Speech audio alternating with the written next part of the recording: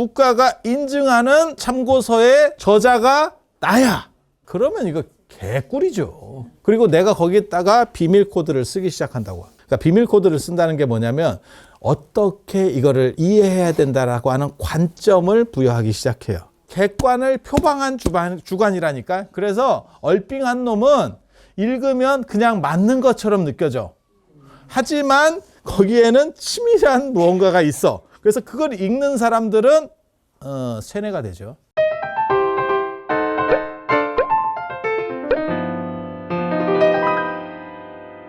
선종에는 이렇게 의지할 만한 경전이 있느냐? 없습니다.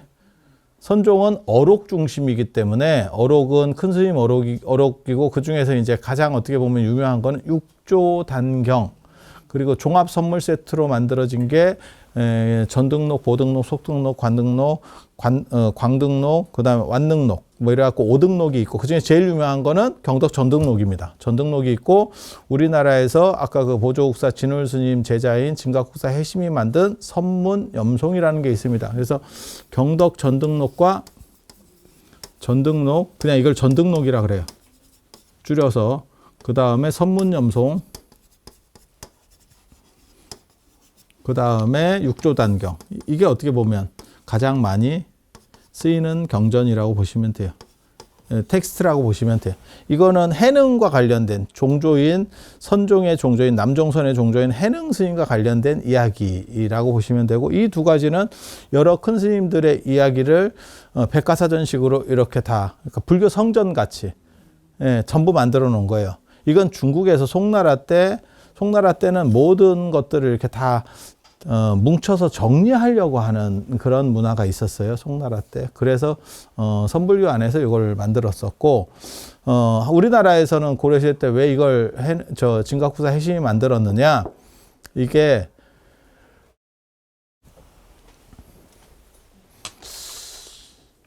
송광사가 잡게 되는 이유입니다. 사실은. 송광사가 고려 중기부터 잡게 되는 이유. 그래서 고려 말에는 제가 그런 얘기 하는데 동방제일도량 송광사라는 명칭이 나온다. 송광사가 그렇게 잘 나가게 되는 게 사실은 이 책 때문입니다. 이 책 한 권 때문에 그래요. 이게 뭔 책이냐면, 뭐 하는 책이냐면, 고려시대에는 스님들을 승과라 그래서 과거 시험을 봐요. 일반 사람들이 과거를 보듯이 승과라는 과거 시험을 봅니다. 그 과거 시험을 두 종류로 봐요. 하나는 교종, 하나는 선종. 그러니까 과가 다른 거예요. 하나는 이과, 문과 이렇게 지금 보는 거예요. 그건 당연한 거거든. 그렇게 하는 게. 그러니까 제가 아까 얘기했잖아. 조선시대 때 선교, 도총섭 이런 게 되게 웃기는 말이라고. 언뜻 들으면 좋은데 몰라. 요즘 뭐 일론 머스크 같은 사람도 있으니까, 뭐 5만 떼만 거를 다 하는 사람이 있으니까. 근데 거의 현실적으로는 불가능한 통합 개념이에요. 통합 개념이에요. 그러니까 원시 사회에서는 가능한데 발전된 상황에서는 절대 불가능합니다. 저도 늘상 얘기하는 게, 지금 현대 사회에서는 리더는 판단을 하는 거고, 그 판단 밑에 전문가라고 할 만한 사람들이 집단이 있어야 되는 거예요. 그러니까 집단지성을 이길 수가 없어. 한 사람의 개인 머리로는 집단지성을 이길 수가 없어. 그게 현실이에요. 한 사람의 머리가 굉장히 좋아서 그 사람이 이기면 야 챗GPT도 안 되는 거지. 그런데 그게 가능한 지금 현실이 아니에요. 그래서 제대로 됐을 때, 이렇게 고려시대 같이 불교가 발전했을 때는 당연히 선교가 나뉩니다. 이과 문과 나뉘듯이 나뉘어 있고, 거기에 각각의 시험을 보는 거고, 거기에서 선종 교재가 이거예요. 이걸 잡았다는 거는 송광사가 잡았다는 뜻이에요. 그리고 이런 비스무리한 행동을 중국에서도 누가 하죠. 그게 주자예요. 주자가 그렇게 유명한 게 사서집주라는 걸 만들어서 사서의 주석서를 그게 국가 인증 참고서입니다. 그러니까 교과서는 사서고, 우리도 그렇잖아요. 책을 교과서만 보는 게 아니고 참고서를 보잖아. 근데 국가가 인증하는 참고서의 저자가 나야. 야, 그러면 이거 개꿀이죠. 그리고 내가 거기에다가 비밀 코드를 쓰기 시작한다고. 그러니까 단순히 생각만 정리하는 게 아니고 머리 좋은 사람 다 똑같아요. 그게 있어요. 그러니까 비밀 코드를 쓴다는 게 뭐냐면 어떻게 이거를 이해해야 된다라고 하는 관점을 부여하기 시작해요. 뭔 뜻인지 아시겠어요? 그러니까 객관적으로 뉴스처럼 보도하는 게 아니고 그 안에 주관성이 들어있는데 객관을 표방한 주관이라니까. 그래서 얼빙한 놈은 읽으면 그냥 맞는 것처럼 느껴져. 하지만 거기에는 치밀한 무언가가 있어. 그래서 그걸 읽는 사람들은 세뇌가 되죠. 일종의 가스라이팅의 원조입니다. 아니 진짜 그렇게 가는 거예요. 그래서 그걸 가진 사람은 그 사람 생각에, 그걸 계속 보는 사람들은 그 사람 생각에 동조하게 돼요. 자기도 모르게. 특히 얼빙한 때 볼수록 더 심합니다. 그게. 그러니까 어느 정도 전문 지식을 가진 상태에서 그렇게 보면, 그래서 제가 얘기했잖아요. 주자가 바꾼 역사가 하나 있다니까. 주자가 바꾼 역사. 그게 삼국지 연의에서 유비가 중심되는 게 주자가 바꾼 사관이에요. 사마강의 자치통감이나 정사는 전부 조조 중심입니다. 왜? 승자의 기록이기 때문에. 쩌리에 대한 기록이 아니에요. 그런데 주자가 자치통감이라고 굉장히 유명한 책입니다. 자치통감, 이거 사마강이 정부주도에, 그러니까 김부식이 삼국사기 쓰듯이 혼자 하는 거 아니에요. 그룹을 만들어 놓고 그 사람들을 다 해서 어떻게 보면 내가 그 전체 책임자인 거죠. 이 연구 프로젝트의 책임자가 되는 거죠. 그리고 그 사람의 관점이라는 게 들어갈 수밖에 없어요. 이건 이렇게 하고 전부 일을 나눠주는 거지. 이해가 되시죠? 그렇게 자치통감을 만들었는데 이게 당연히 조조 중심입니다. 그리고 조조는 실제로 능력이 있는 사람, 유비는 그냥 숟가락 얹는 스타일이거든요. 그래서 유비 중심일 수는 없는데 주자는 그때 송나라라고 하는 시절을 알면 왜 주자가 유비를 빨았는지 알 수 있어요. 그때 역사적으로 보면 남송시대에, 주자가 살던 남송시대에는 강북 쪽은 금나라, 여진족에 금나라가 있었고, 이 금나라의 후신이 나중에 청나라예요. 같은 여진족. 그래서 후금이라고 그랬다가 나중에 청으로 바뀌거든. 예. 그래서 이 금나라가 있었고, 자기 남송은 여기 있었어, 남송. 그래서 계속 눌려 있었어. 그래서 힘의 중심, 그 다음에 어떻게 보면 세고 정통성만 가지면 금나라가 정통이에요. 여기가 이 쉽게 말해서 중원을 가진 쪽이 전체 지배자라고 볼 수 있는 거예요. 우리식으로 말하면 서울을 가지면 정당성이 있는 거야. 왕조가 수도를 가졌으면. 그랬는데 낙동강 전선을 펼치고 있는 거야. 지금 뭔 뜻인지 아시겠어요? 저 북한에 밀려가지고. 그래서 임시 수도를 어디를 정한 거냐면 부산을 정했어. 이럴 경우에 수도를 가진 사람을 정통으로 인정해 줄 수가 없는 거예요. 우리 낙동강 전선밖에 없는 쪽에서는. 그러니까 뭐라 그러냐면 대의는, 우리는 현재 이렇지만 대의는 부산에 있다. 서울에 있는 게 아니다. 가능하겠죠? 가능하겠죠. 듣고 보면 그럴 것 같기도 하잖아요. 네, 그럴 것 같기도 하잖아요. 똑같은 얘기를 주자가 주장하는 거예요.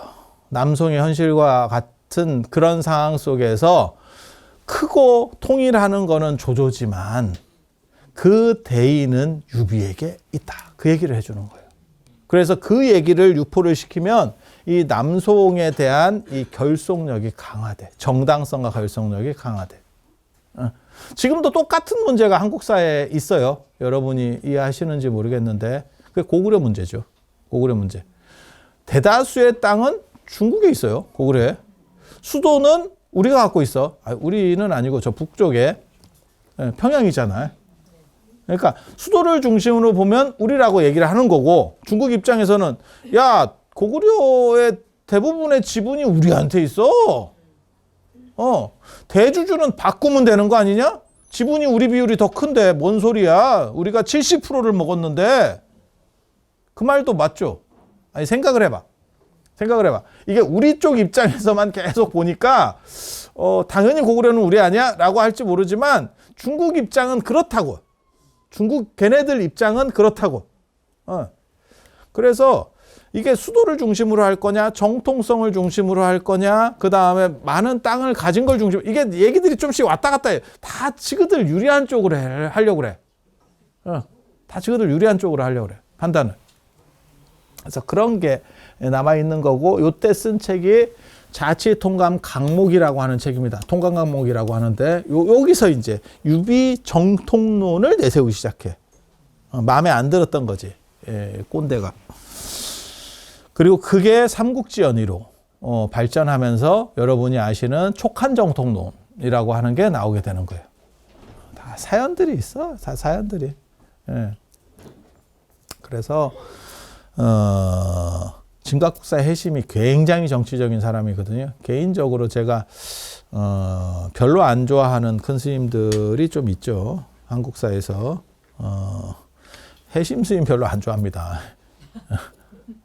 해심 스님 별로 안 좋아하고요. 태고 보우 스님 별로 안 좋아합니다. 무학대사 별로 안 좋아합니다.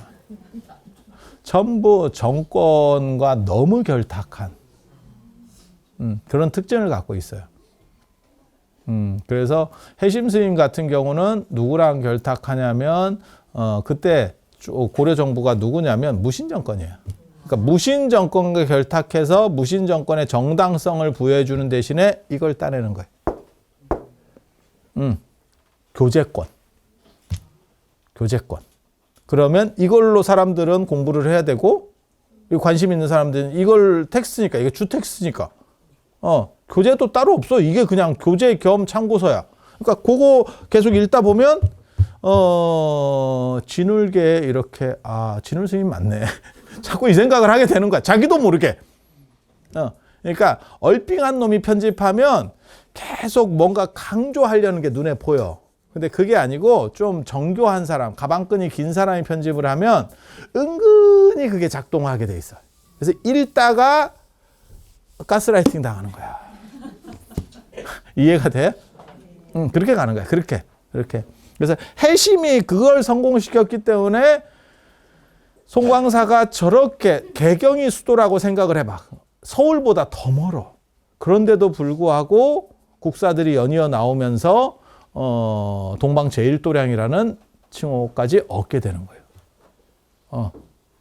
주자가 맨 처음엔 위학 논쟁이 벌어져요. 그러니까 주자학은 가짜다, 저거 사기다 라고 해서 금고도 당하고 가택연금 당하고 막 이랬었는데 나중에 살아나는 게 결국 어떻게 해가지고 국정교과서 옆에 붙은 권위 있는 참고서가 되면서 경기 끝이에요. 그래서 조선 정도가 되면 조선이 얼마나 가스라이팅을 당했는지를 알 수 있는지를 우리가 한번 판단해 봐. 주자의 망령이 어디까지 왔는지를 보면 제가 그 얘기 하잖아. 삼국지를 남자라면 한 3번을 읽어야 된다. 그걸 왜 요즘으로 말하면 어벤져스를 한 3번. 다 미국 놈이 구한다. 우주는 다 미국 놈이 구한다. 캡틴 아메리카가 짱이다. 왜 캡틴 아메리카가 짱이어야 돼? 뭐 그런 거야. 그런 거. 딱 그런 거고. 그리고 백호윤유 이야기. 그거 저는 너무 그게 슬픈 이야기거든요. 백호윤유라고 하는 사람이 중용에 주석을 적어요. 주석을 적어. 근데 주자하고 다른 말을 썼어. 주자하고 견해가 약간 달라. 견해가. 그럴 수 있거든요. 현대는 뭐 당연히 괜찮은 건데 그걸로 사문난적 2단으로 몰려서 약사발이 배달이 됩니다. 사문난적이 그거는 2단도 완전히 죽여야 될 2단 그런 뜻이에요. 그래서 약사발이 배달이 돼. 그러니까 윤유가 그러니까 머리가 좋으니까 그 사람이 주자 거를 몰랐던 게 아니에요. 주자의 생각이 틀렸다라고 하는 게 그것도 이렇게 반대한 게 아니야. 그러니까는 주자는 이렇게 했는데 나는 이렇게 가는 게 아니야. 주자가 이렇게 했는데 나는 여기서 한 5도 정도 틀으려고 하는 거야. 5도. 그게 걸린 거야. 요거를 180도 틀었으면 차라리 굉장히 멋있었을 거예요. 그럼 순교자 같이 되지. 근데 살짝 이렇게 틀어보려고 그랬거든? 그러다 걸렸어요. 그렇게 해서 결국 약사발을 받으면서 하는 그 유명한 이야기가 있어요. 주자는 알고 나는 모른단 말이냐. 나는 왜 내 책에 내 소리도 해서는 안 되냐. 이게 말이 되냐. 이러면서 약 먹고 죽어요. 그게 조선이 망할 수밖에 없었던 사실은 이유입니다. 그러한 경직성을 가지면 그러면 한편 중국에서는 그러면 주자가 그런 영향력을 미쳤느냐? 아닙니다. 중국은 또 바뀝니다. 양명학으로 명나라 때 되면 양명학으로 싹 바뀌어요. 우리만 끝까지 주자를 빨아. 그러다 망한 거죠. 그래서 주자를 너무 빨다가 나라를 일본에 주자 이렇게 돼서 끝났죠. 참 실천궁행하는 사람들이에요. 그래서 그렇게 가는 거고.